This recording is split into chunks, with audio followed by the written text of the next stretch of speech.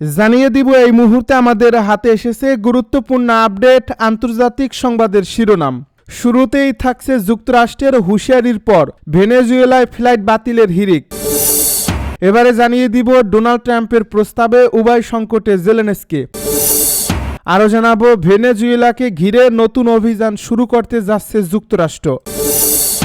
সব শেষে জানিয়ে দিব দুর্ভিক্ষের কবলে সুদানের মধ্যাঞ্চল, 1 মাসে অপুষ্টিজনিত কারণে 23 জনের মৃত্যু। এতক্ষণ শুনছিলেন হাতে থাকা আপডেট সংবাদের শিরোনাম, এবারে বিস্তারিত। তবে তার আগে অনুরোধ রইল ভিডিওটিতে একটি লাইক এবং কমেন্ট করে জানিয়ে দিন ভিডিও সম্পর্কে আপনার মূল্যবান মতামত। আরও জানিয়ে দিন ভিডিওটি কোথা থেকে দেখছেন বা কোন জেলা থেকে দেখছেন। যুক্তরাষ্ট্রের হুঁশিয়ারির পর ভেনেজুয়েলায় ফ্লাইট বাতিলের হিড়িক। একদিন আগেই ভেনেজুয়েলার আকাশপথে নিরাপত্তা ঝুঁকি নিয়ে হুঁশিয়ারি উচ্চারণ করেছিল যুক্তরাষ্ট্র। এরপরই বেশ কয়েকটা আন্তর্জাতিক এয়ারলাইন্স ভেনেজুয়েলা থেকে তাদের ফ্লাইট বাতিল করছে।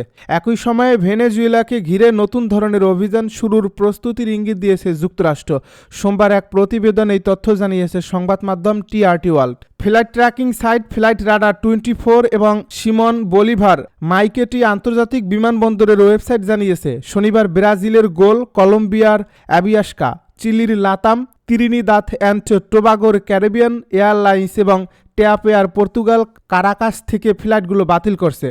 কলম্বিয়ার বিমান নিয়ন্ত্রক সংস্থা অ্যারোনটিকা সিভিল এক বিবৃতিতে জানায়, মাইকেটিয়া এলাকার নিরাপত্তা পরিস্থিতির অবনতি এবং সামরিক কার্যক্রম বৃদ্ধির কারণে সেখানে ফ্লাইট পরিচালনায় সম্ভাব্য ঝুঁকি তৈরি হয়েছে। ট্যাপ এয়ার পর্তুগালও নিশ্চিত করেছে যে তারা শনিবার এবং আসন্ন মঙ্গলবারের ফ্লাইট বাতিল করছে। প্রতিষ্ঠানটি বার্তা সংস্থা রয়টার্সকে জানায়, যুক্তরাষ্ট্রের বিমান কর্তৃপক্ষের তথ্য বিশ্লেষণ করে দেখা গেছে ভেনেজুয়েলার আকাশসীমায় নিরাপত্তা নিশ্চিত করা যাচ্ছে না। ট্রাম্পের প্রস্তাবে উভয় সংকটে জেলেনস্কি।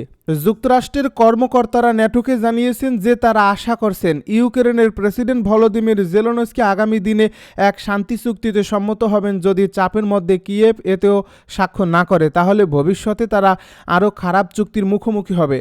জেলেনস্কির সঙ্গে আলোচনা ও হোয়াইট হাউসের সঙ্গে ফোন কল করার পর শুক্রবার রাতে কিয়েভে এক বৈঠকে ন্যাটোর দেশগুলোর রাষ্ট্রদূতদের ব্রিফ করেন মার্কিন সেনা সচিব ড্যান ড্রিস্কল। তিনি বলেন, কোনো চুক্তিই নিখুঁত নন, তবে তা দেরি করে তাড়াতাড়ি করতে হবে। মিত্রদের না জানিয়ে রাশিয়ার সঙ্গে আলোচনা করে যেভাবে যুক্তরাষ্ট্র এ চুক্তির বিষয়বস্তু নির্ধারণ করেছে তা নিয়ে সেখানে প্রশ্ন তোলেন কয়েকজন ইউরোপীয় রাষ্ট্রদূত। এর মধ্যে রয়টার্সের এক প্রতিবেদনে বলা হয়েছে, ট্রাম্প নিজেদের শান্তি প্রস্তাব গ্রহণের জন্য ইউক্রেনকে আগামী বৃহস্পতিবার পর্যন্ত সময় বেঁধে দিয়েছেন। মার্কিন প্রেসিডেন্টের এমন প্রস্তাবে নিজেরা মহাসংকটে পড়েছেন বলে মন্তব্য করেছেন জেলেনস্কি। তবে যুক্তরাষ্ট্রের শান্তি প্রস্তাব ইউক্রেন সংঘাত সমাধানের ভিত্তি হতে পারে উল্লেখ করে রাশিয়ার প্রেসিডেন্ট ভলোদিমির পুতিন বলেছেন, কিয়েভ যদি প্রস্তাবটি প্রত্যাখ্যান করে তাহলে রুশ সেনাদের অগ্রযাত্রা অব্যাহত থাকবে। শুক্রবার ফক্স নিউজ রেডিওকে ট্রাম্প বলেন, তার মতে এ প্রস্তাবটি গ্রহণের জন্য কিয়েভের জন্য উপযুক্ত সময় আগামী বৃহস্পতিবার। ট্রাম্পের এই মনোভাব দুটি সূত্র আগেই বার্তা সংস্থা রয়টার্সকে নিশ্চিত করেছিল। বার্তা সংস্থা এএফপি জানায়, শুক্রবার পরবর্তী সময়ে নিউ ইয়র্কের নবনির্বাচিত মেয়র জোহরান মামদানির সঙ্গে হোয়াইট হাউসে বৈঠকের সময় ট্রাম্প সাংবাদিকদেরকে বলেন, তাকে এটি পছন্দ করতেই হবে। তিনি যদি এই প্রস্তাব গ্রহণ না করেন তাহলে জেনে রাখা ভালো, তাদের লড়াই চালিয়ে যাওয়া ছাড়া কোনো গতি নেই। একটা পর্যায়ে তাকে কিছু না কিছু গ্রহণ করতে হবে বলেও মন্তব্য করেন ট্রাম্প। এরপর কিয়েভে নিজের কার্যালয়ের সামনে রাস্তা থেকে জাতির উদ্দেশ্যে দেওয়া এক ভাষণে জেলেনস্কি বলেন, আমরা এখন ইতিহাসের এক কঠিন মুহূর্ত পার করছি। ইউক্রেনের উপর চাপ এখন যে কোনো সময়ের চেয়ে সবচেয়ে বেশি। ইউক্রেন এখন এক কঠিন সিদ্ধান্তের মুখোমুখি। আমাদের হয়তো সম্মান হারাতে হবে অথবা যুক্তরাষ্ট্রের মতো একটি গুরুত্বপূর্ণ অংশীদারকে হারাতে হবে। জেলেনস্কি বলেন, পরিকল্পনায় যাতে অন্তত দুটি বিষয় নিয়ে কোনো আপোষ না হয় তা নিয়ে আমি দিন রাত লড়াই চালিয়ে যাব। তা হলো ইউক্রেনের সম্মান ও স্বাধীনতা। এর আগে গত বৃহস্পতিবার জেলেনস্কি বলেছিলেন, ইউক্রেন রাশিয়া যুদ্ধ থামাতে যুক্তরাষ্ট্রের পরিকল্পনা অনুযায়ী কাজ করতে তিনি প্রস্তুত আছেন। ডোনাল্ড ট্রাম্প প্রশাসনের 28 দফার শান্তি চুক্তি অনুসারে ইউক্রেনকে নিজেদের পূর্ব দিকের দনবাস অঞ্চল রাশিয়ার হাতে ছেড়ে দিতে হবে। এ অঞ্চল যেসব এলাকার নিয়ন্ত্রণ এখনও কিয়েভের সেনাদের হাতে আছে তাও মস্কোর হাতে ছাড়তে হবে। বিনিময়ে অন্য অঞ্চলে দখল নেওয়া ইউক্রেনের কিছু অঞ্চল ছাড়বে রাশিয়া। এ প্রস্তাবের আরও দুটি গুরুত্বপূর্ণ বিষয় হলো, ইউক্রেনকে নিজেদের সশস্ত্র বাহিনীর সংখ্যা কমিয়ে 6 লাখে নিয়ে আসতে হবে, আর ইউক্রেন কখনো ন্যাটোর সদস্য হতে পারবে না। ভেনেজুয়েলাকে ঘিরে নতুন অভিযান শুরু করতে যাচ্ছে যুক্তরাষ্ট্র। মার্কিন প্রেসিডেন্ট ডোনাল্ড ট্রাম্পের প্রশাসন খুব শীঘ্রই ভেনেজুয়েলাকে কেন্দ্র করে নতুন ধাপের সামরিক ও গোয়েন্দা অভিযান শুরু করতে যাচ্ছে, এমন তথ্য জানিয়েছেন 4 জন মার্কিন কর্মকর্তা। তারা সবাই রয়টার্সকে শর্ত সাপেক্ষে এসব তথ্য দিয়েছেন, কারণ বিষয়টি অত্যন্ত সংবেদনশীল। ঠিক কখন বা কী পরিসরে অভিযান শুরু হবে তা নিশ্চিতভাবে জানা যায়নি। এমনকি প্রেসিডেন্ট ট্রাম্প চূড়ান্ত সিদ্ধান্ত নিয়েছেন কিনা তাও স্পষ্ট নয়। সাম্প্রতিক সপ্তাহগুলোতে মার্কিন সামরিক বাহিনীর ক্যারিবিয়ান অঞ্চলে বড় আকারের প্রস্তুতির পর থেকে এসব জল্পনা আরও বেড়েছে। কর্মকর্তাদের মধ্যে 2 জন বলেন, নতুন অভিযানের প্রথম ধাপে সম্ভবত গোপন অপারেশনই চালানো হবে।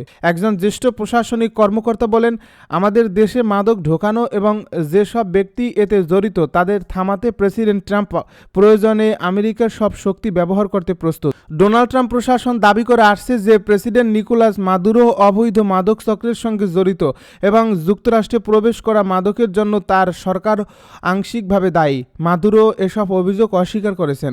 2 জন মার্কিন কর্মকর্তা জানিয়েছেন, বিবেচনাধীন বিকল্পগুলোর মধ্যে মাদুরোকে ক্ষমতাচ্যুত করার প্রচেষ্টা পর্যন্ত অন্তর্ভুক্ত রয়েছে। মাদুরো, যিনি 2013 সাল থেকে ক্ষমতায় আছেন, অভিযোগ করেছেন যে ট্রাম্প তাকে অপসারণ করতে চান এবং ভেনেজুয়েলার জনগণ ও সেনাবাহিনী যে কোনো বহিরাগত হস্তক্ষেপের বিরুদ্ধে প্রতিরোধ করবে। দুর্ভিক্ষের কবলে সুদানের মধ্যাঞ্চল, 1 মাসে অপুষ্টিজনিত 23 শিশুর মৃত্যু। সুদানের মধ্যাঞ্চলে 1 মাসের মধ্যে অপুষ্টিজনিত কারণে 23 জন শিশু মারা গেছে। এই অঞ্চলটিতে দেশটির সেনাবাহিনী এবং আধা সামরিক গোষ্ঠী RSF এর মধ্যে ভয়াবহ লড়াই চলছে। দেশটির একটি মেডিকেল গ্রুপের বরাতে AFP জানিয়েছে, কর্ডোফান অঞ্চলে 23 শিশুর মৃত্যু। উত্তর পূর্ব আফ্রিকান দেশটির মানবিক পরিস্থিতির অবনতিকে এই তুলে ধরে। সেখানে 30 মাসেরও বেশি সময় ধরে ভয়াবহ যুদ্ধের পর দুর্ভিক্ষ ছড়িয়ে পড়ছে। 2023 সালের এপ্রিলে সুদান বিশৃঙ্খলায় ডুবে যায়। সামরিক বাহিনী এবং আধা সামরিক RSF এর মধ্যে ক্ষমতার লড়াইয়ে রাজধানী খার্তুম এবং দেশের অন্যান্য স্থানে ছড়িয়ে পড়ছে। জাতিসংঘের পরিসংখ্যান অনুসারে এই বিধ্বংসী সংঘাতে 40,000-এরও বেশি মানুষ নিহত হয়েছে। তবে সাহায্যকারী গোষ্ঠীগুলো বলছে এই সংখ্যাটি কম এবং প্রকৃত সংখ্যা কয়েক গুণ বেশি হতে পারে। দুই বাহিনীর এই যুদ্ধে 1,40,00,000-এরও বেশি মানুষ তাদের ঘরবাড়ি ছেড়ে পালাতে বাধ্য হয়েছে। রোগীর প্রাদুর্ভাব ঘটছে এবং দেশের কিছু অংশে দুর্ভিক্ষ দেখা দিয়েছে।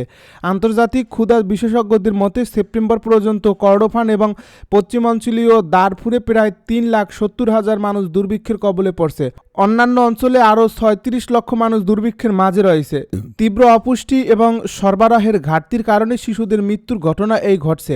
সংঘাতের পর নজরদারিকারী পেশাদারের সংস্থা সুদান ডক্টরস নেটওয়ার্ক জানিয়েছে, 20 অক্টোবর থেকে 20 নভেম্বরের মধ্যে অবরুদ্ধ কাদুগলি এবং ডিলিং শহরে শিশুদের মৃত্যুর খবর বেশি পাওয়া গেছে। এবছরের শুরুতে সেনাবাহিনী খার্তুম থেকে RSF-কে তাড়িয়ে দেওয়ার পর কর্ডোফানের নিয়ন্ত্রণের জন্য লড়াই তীব্রতর হয়। তখন থেকে আধা সামরিক বাহিনী কর্ডোফান এবং এল ফাশার শহরে ব্যাপক হামলা শুরু করে এবং গণহত্যা চালায়।